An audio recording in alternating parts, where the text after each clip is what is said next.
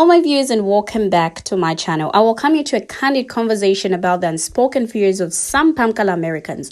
Now today we're diving into a topic that's often avoided but crucial to understanding the complexities of racial tension in the United States.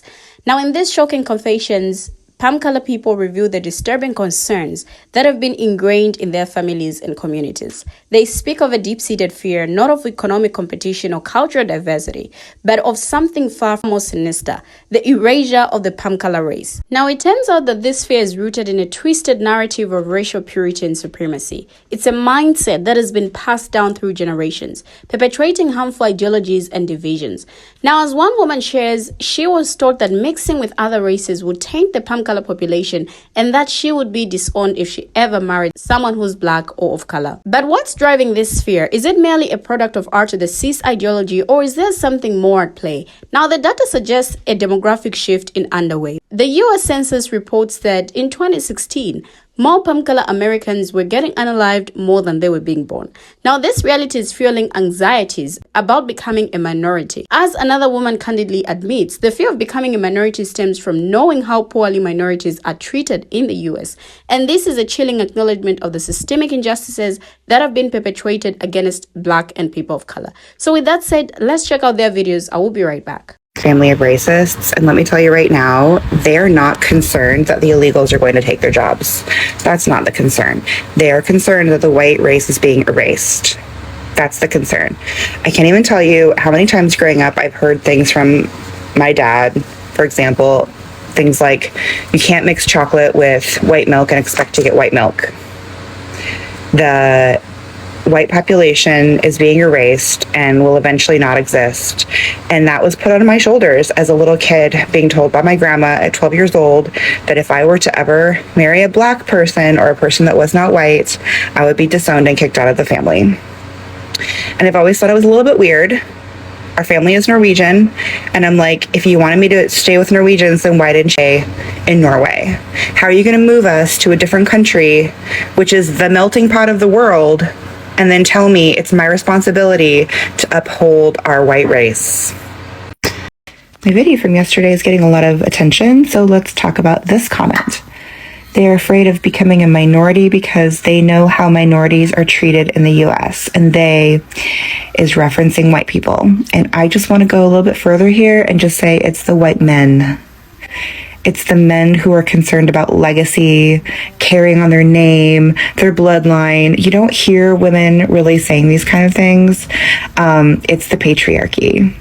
More white people than were born in 2016. Data shows in 26 states, whites are faster than they're being born. Between 1999 and 2016, the number of white births fell by 10.8%. That stands at just over 2 million. Researchers suggest the reasons for this decrease are the Great Recession, a drop in fertility rates because people can't afford to have children, and a rise in mortality rates as most of the white population is aging and of natural causes while others are in drug overdoses. A demographer at the University of Texas at San Antonio and a co-author of the report says it seems that white people going under the 50% of the population mark might be happening a few years earlier than projected. Some of the states most affected by this shift are Oregon, California, Arizona, New Mexico, Florida, North and South Carolina, Pennsylvania, Maryland, and Michigan. Researchers are predicting by the year 2045, whites could drop well below 50% of the population. While the white population is decreasing, the census says minority populations are steadily rising. Let's stop here. The reporter is indicating that researchers have predicted in 2016 that by the year 2045, whites or the race will be well under 50% of the US population count. So it goes without saying, whites or the race will become the minority of the US population. This conversation is being quietly talked about amongst news reporters and bloggers or what have you. But this is actually essential to know because of what this means for our future's sake. Now, keep in mind that they're telling us their prediction of when the whites will become the minority here in the US. But what they are not telling us is their prediction of when will go extinct. Why do you think that's the case? Could it be because the public would be afraid of what the truth may tell us? Or is it due to an agenda that someone or somebody's may have in their mind? Or is that agenda already underway? What's interesting to note here is that in March 2015, the U.S. Census Bureau released their projections indicating that whites will become the new minority of the U.S. population in 5 years, which will be the year 2020.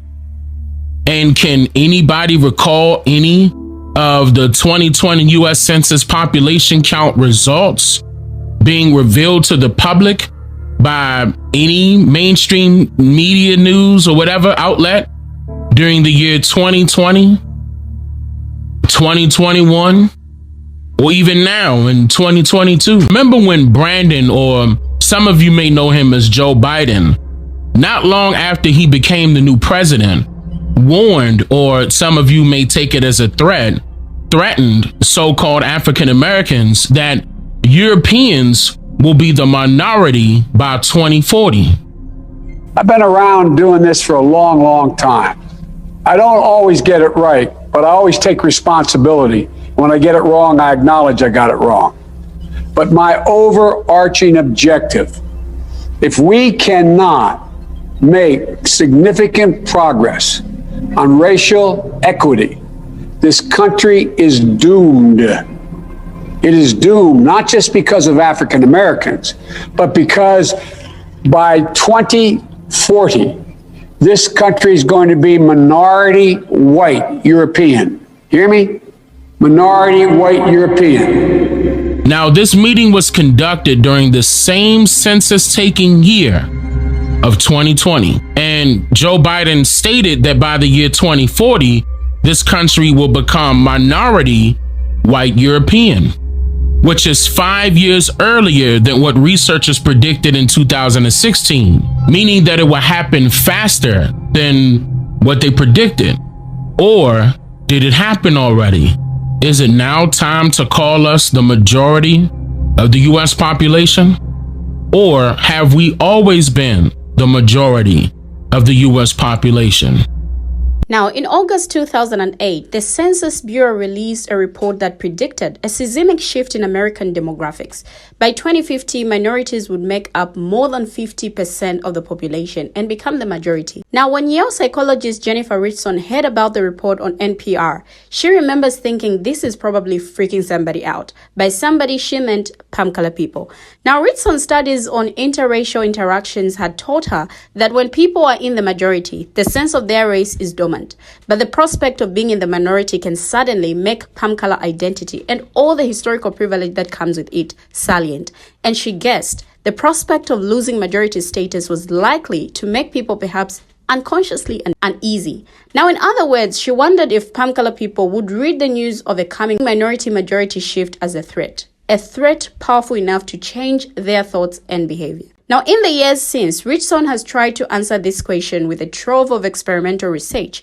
What she's found is both unsettling and crucial to understanding politics in the era of President Donald Trump. Now, her research and the research of many other social scientists studying the rise of Trump, Brexit, and other examples of nationalistic backlash around the world points to how the politics of inclusion will be challenged in the days ahead. Perhaps one day social scientists will figure out how to get people of different backgrounds to live among one another and not be afraid. But for now, the perceived threat of demographic change is making voters fearful and in turn, giving power to politicians who implicitly or explicitly stoke that fear. It's a troubling problem crying out for an answer. Now, after the census report came out, Richson and Maureen Gregg, a graduate student working under her, now a psychology professor at NWU, set up a simple experiment. First, they had a group of palm-color participants read a bit of text summarizing the census report, heralding the minority-majority shift. Now, that was the experimental condition. Then they had a second group of palm-color participants read about demographics as they currently exist. Now, the first round of results was troubling.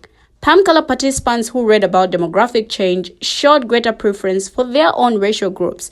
They were more likely to respond to statements like, "I would rather work alongside people of my same ethnic origin, in the affirmative. Now, the paper published in Personality and Social Psychology Bulletin also found that the experiment made palm color participants feel less warm toward members of other races. Now, this effect has been replicated in other labs. For instance, a study led by psychologist H. Robert Alton reported nearly identical findings in both Americans and Canadians. Alton's paper also found that the exposure increased palm color sympathy for other palm colors and increased feeling of fear and anger toward minorities. Now, the results suggest that a sense of a zero-sum competition between groups is activated. When people hear about the rise of one group, they automatically fear it will mean a decline in their own. To be clear, it's wrong to conclude from these studies that deep down, all palm color people harbor extreme animus. The psychologists do not see it that way. On average, Greg says people in her studies report tolerant attitudes toward minorities. We're saying that there is a small relative difference, and that difference is leading toward more negative attitudes. She says the effects they find are small in effect size, but consistent. Now, the point is that people who think of themselves as not prejudiced and liberal demonstrate these threat effects. Ritton says, you can think of the results like this. Fear of outsiders is a chord that can be struck in some of us. Some politicians exploit this, and Trump most certainly did when he said that undocumented Mexican immigrants, refugees, and people from Muslim countries ought to be feared and barred from entering our country. Now, it's not just racial attitudes that shift when palm color people are exposed to the demographic data. Political attitudes shift too, and this can in part explain why Trump found an audience with his nationalistic rhetoric. So, as the country diversifies, palm color Americans are increasingly choosing to live among each other, but demographic change will keep charging ahead. Palm color Americans will learn about the changes, but they won't have the opportunities to make the intensive face-to-face contact necessarily to assert their fears. It's really puzzling to see some palm color people still afraid of becoming a minority, especially when considering the progress made since 2016. If minorities have been treated relatively well and racism is supposedly non-existent, then what's driving this anxiety? Now, research suggests that this fear stems from a perceived threat to status and power. For some, the shifting demographics evoke feelings of uncertainty and vulnerability.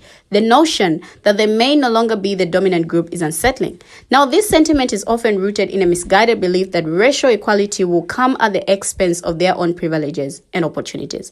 And I feel it's essential to recognize that racial resentment is distinct from racism. Racial resentment is fueled by the perception that certain groups are receiving unfair advantages, whereas racism is driven by hatred and intolerance. And this nuance is crucial in understanding the motivations behind the fear of demographic changes. We have finally come to the end of the video, but what do my viewers have to say? Share your thoughts, your views in the comment section. Thank you for watching, and see you in my next video as I bring you another interesting video.